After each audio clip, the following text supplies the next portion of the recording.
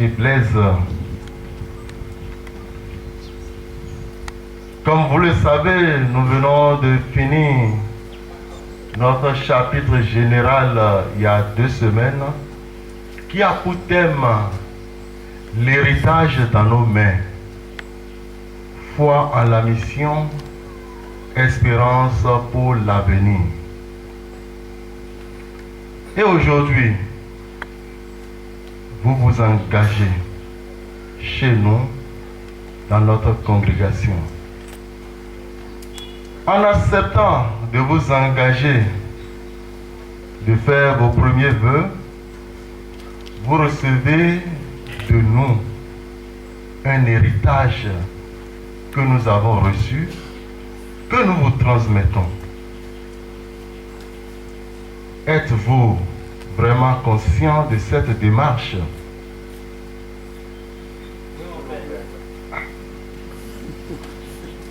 Êtes-vous prêt, vous aussi, à porter avec nous cet héritage et à le transmettre à travers votre engagement, votre vie?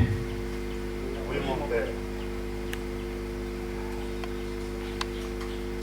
Nous rendons grâce et nous bénissons le Seigneur pour votre adhésion à ce projet. Mais en acceptant ce projet, vous acceptez en même temps de suivre le Christ. Et pour suivre le Christ, nous avons entendu la condition.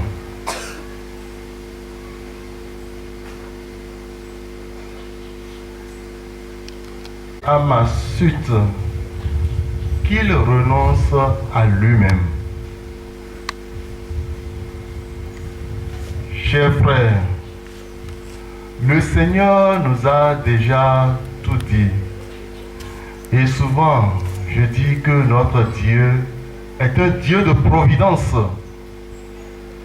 En vous engageant, si vous recevez cette parole de lui-même, c'est parce qu'il vous aime. Il veut vous donner tout ce qu'il a pour réussir à cet engagement que vous prenez.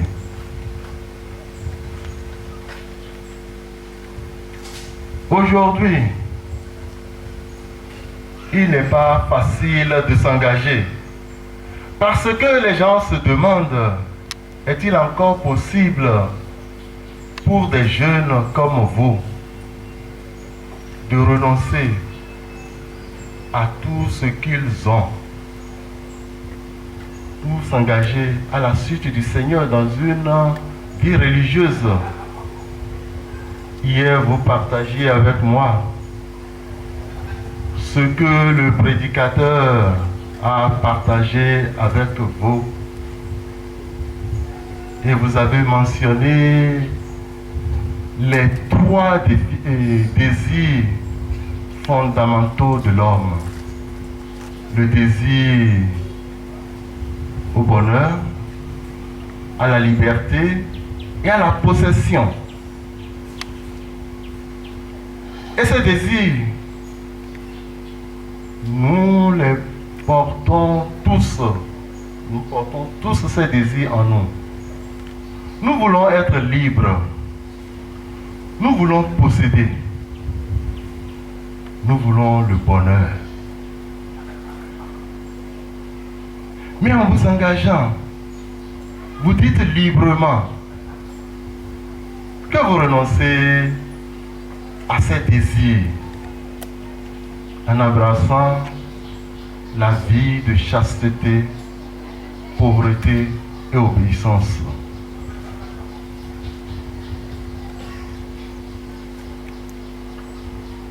Cela paraît toujours difficile pour notre monde, pour notre société, à comprendre cet engagement.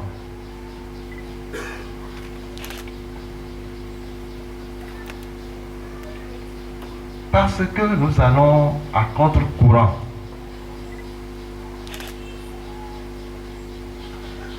Et cela vient parfois d'un désir qui nous dépasse, qui n'est pas à notre portée, mais qui est un désir de foi. Parce que en nous engageant, nous pensons que c'est de notre propre force. Mais non, c'est Dieu qui nous devance. C'est lui qui nous rend capables. Nous marchons parfois en tâtonnant, mais avec cette conviction, cette foi, que notre marche, un jour, va nous conduire vers le Seigneur. Parce que c'est l'idéal pour lequel nous nous engageons. Est-ce vraiment cette foi qui vous a conduit en ce lieu aujourd'hui? Je vous disais, si vous n'êtes pas prêt, hier, qu'il est encore temps de renoncer. Mais vous avez tenu à être là. Et nous rendons grâce à Dieu pour cela. Il n'est pas facile, comme le dit le Seigneur, de tout renoncer pour le suivre. Et notre fondateur disait à des novices qui, comme vous, un jour voudraient faire leur premier vœu. Il dit, avez-vous une fois, est-ce que vous vous êtes demandé ce qu'est un oblat?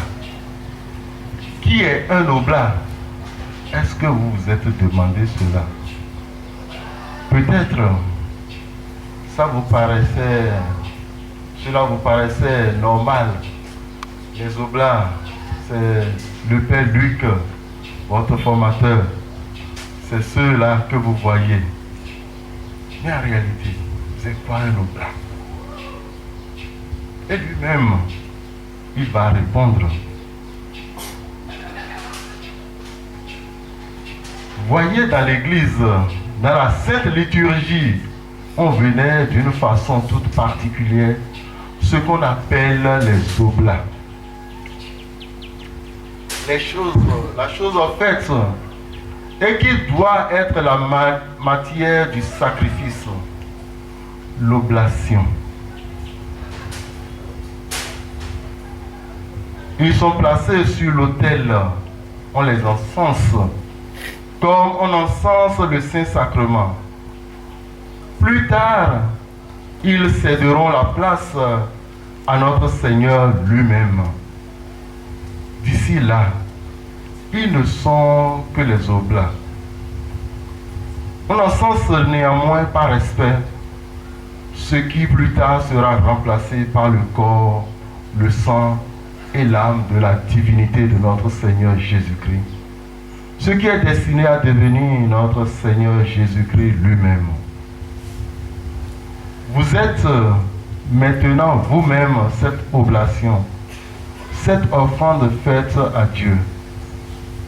Aujourd'hui donc commence cette offrande que vous faites à Dieu et qui sera bientôt changée, elle aussi, au corps et au sang du Seigneur.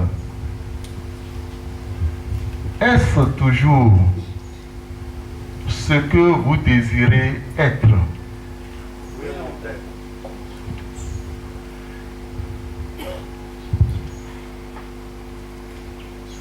Alors, il nous demande d'être des héros. Il nous demande d'être des héros. Que notre vie soit uniquement consacrée à nous dominer, à nous vaincre nous-mêmes, à nous immoler au devoir, à la charité, à la sainteté, Et cela tous les jours de notre vie. À chaque pas, il nous faudra prendre notre directoire. Il nous faudra vaincre notre volonté, renoncer à nos affections et à notre nature.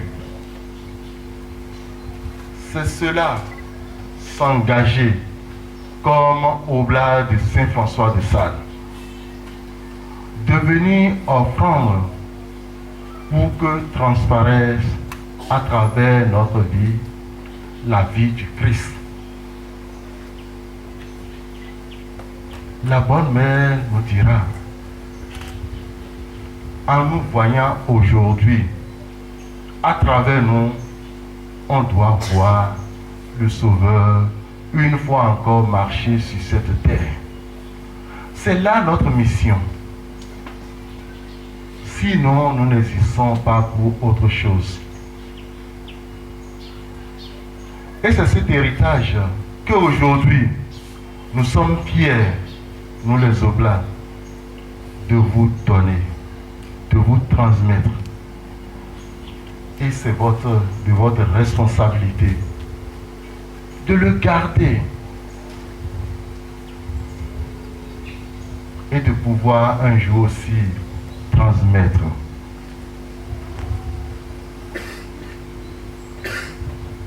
Chers frères et sœurs, vous qui êtes ici pour accompagner nos frères, parfois on vient par curiosité pour voir ce qui va se faire. Si vraiment ces jeunes vont s'engager, oui, ils se préparent à dire oui devant vous. C'est de notre responsabilité, de votre responsabilité, de les porter dans vos prières. Parce que ce chemin dépasse leur seule capacité.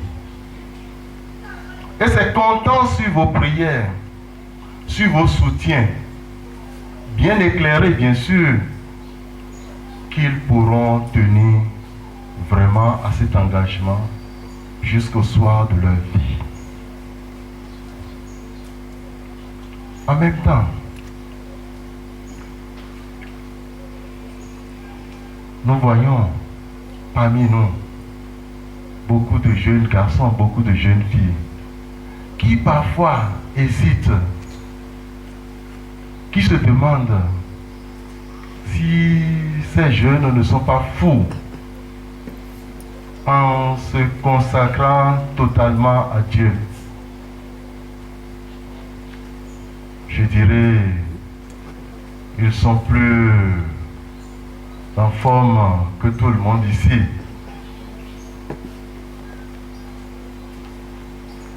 Tout est possible si, avec le Seigneur, nous acceptons faire ce chemin. Il devient pour nous le chemin de bonheur qui remplit tous ces désirs fondamentaux du bonheur, de liberté et de possession que nous avons librement laissé tomber. C'est-à-dire le Dieu que nous avons accepté de suivre nous comble au-delà de nos attentes de tous ces biens. Possession, nous avons Dieu. Le bonheur, nous avons Dieu. La liberté, nous avons Dieu. Lui qui nous rend libres, qui nous a créés. Libres à son image et à sa ressemblance. Que pouvons-nous encore attendre de ce monde en choisissant le Christ? et le Christ seul. C'est là notre désir. C'est là notre fierté d'être religieux. Et c'est pourquoi nous vous invitons parfois à venir partager ce bonheur, ce désir avec nous dans la vie religieuse. Chers frères, Samuel Moumouni, Sakeo et Blaise,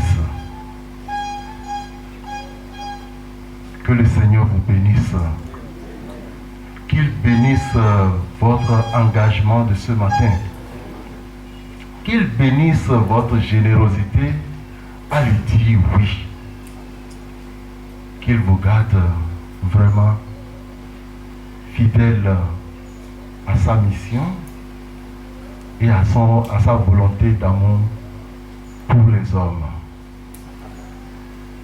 Et vous tous, que le Seigneur vous comble de la générosité de votre présence et que Dieu soit béni maintenant et toujours.